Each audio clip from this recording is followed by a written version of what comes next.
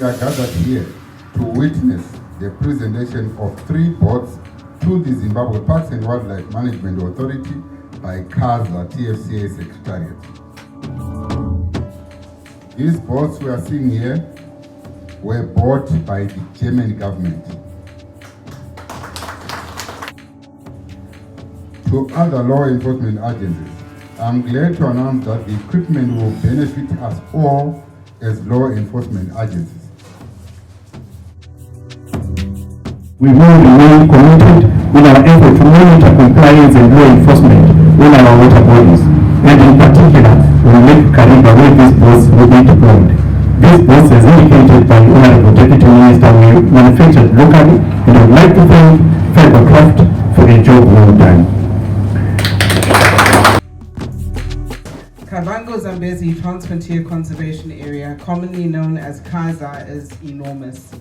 It's the world's largest terrestrial transfrontier conservation area with a geographic scope of approximately 520,000 square kilometers.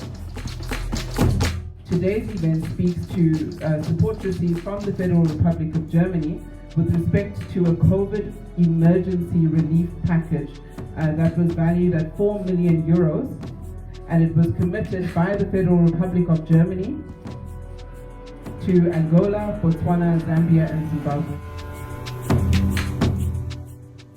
So what our president is talking about is working. Let's re-engage. Let's come back together with those that we used to be partners with. And the government of Germany has already showed interest in re-engaging. It's also in line.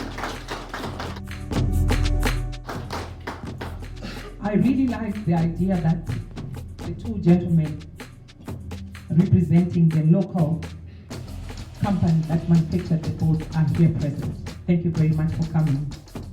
Tanki, Siabonga, Walumba, Patenda, we thank you.